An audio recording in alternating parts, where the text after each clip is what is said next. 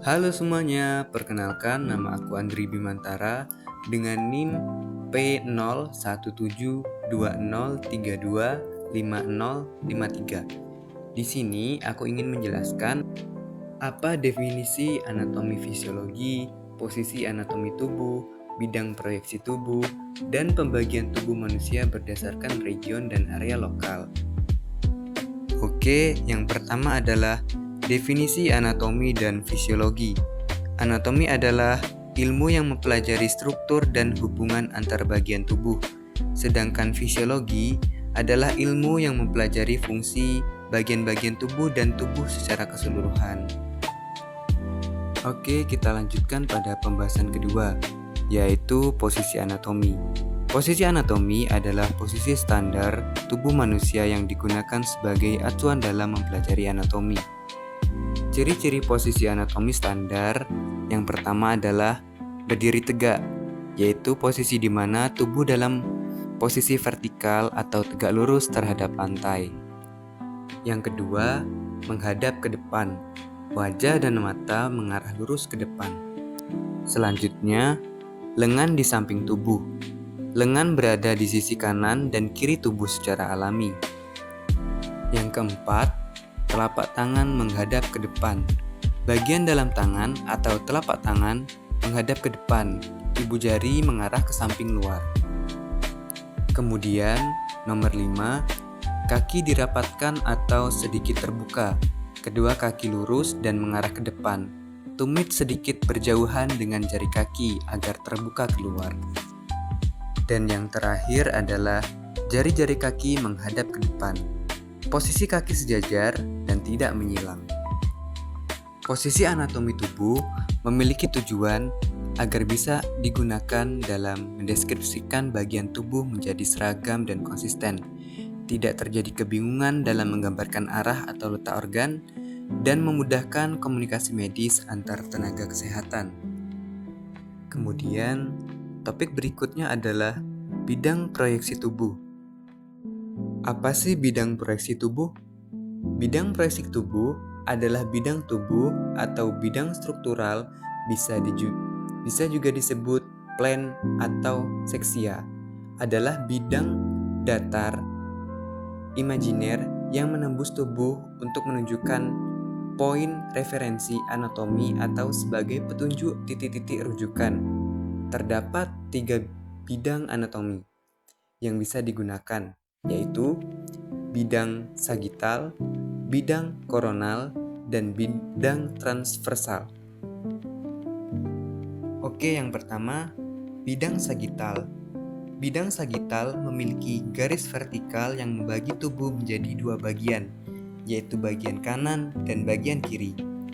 Sagital sendiri memiliki 2 jenis, yaitu bidang sagital median, yaitu bidang yang membagi tubuh menjadi 2 bagian yang sama persis, kiri dan kanan, melalui garis tengah tubuh. Sedangkan bidang sagital paramedian adalah bidang yang membagi bagian kiri dan kanan, tetapi tidak melalui garis tengah, sehingga bagian yang dihasilkan tidak sama besarnya. Yang kedua adalah bidang koronal. Bidang koronal adalah garis vertikal yang membagi tubuh menjadi depan dan belakang. Bidang ini sering disebut bidang frontal atau frontal plane dalam bahasa Inggris. Ciri-ciri bidang koronal adalah yang pertama, sejajar dengan dahi. Yang kedua, membelah tubuh dari atas ke bawah. Dan yang terakhir, memisahkan tubuh secara vertikal menjadi 2 bagian, yaitu bagian anterior dan posterior. Dan yang terakhir adalah bidang transversal. Bidang transversal adalah garis horizontal yang membagi tubuh menjadi bagian atas atau superior dan bagian bawah atau inferior. Contoh organisasi tubuh menurut bidang transversal.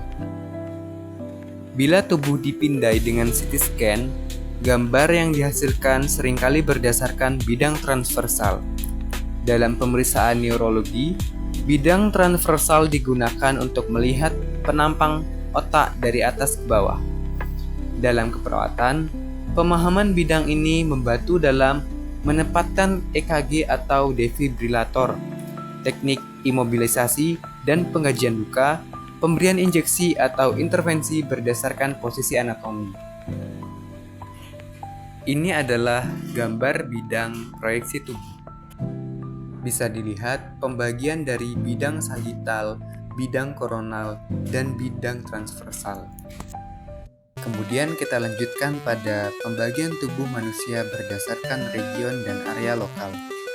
Tubuh manusia secara umum dapat dibagi menjadi 5, yaitu kepala, leher, batang tubuh yang meliputi toraks, abdomen, dan pelvis, anggota gerak atas yaitu lengan, dan anggota gerak bawah atau tungkai. Untuk penjelasan lebih rinci bisa dilihat pada slide ini. Tidak terasa kita sudah membahas topik terakhir, yaitu pembagian area perut. Pembagian area perut dibagi menjadi 2, yaitu region abdomen dan kuadran abdomen. Region abdomen dibagi menjadi 9 region, yaitu region epigastrika, umbilicalis, hipogastrika, hipocroniria kanan dan kiri, lumbalus kanan dan kiri, serta iliaka kanan dan kiri. Lanjut dengan kuadran abdomen, dibagi menjadi 4, yaitu kanan atas, kanan bawah, dan kiri bawah. Oke, sampai sini saja pembahasan kita. Thank you for watching guys.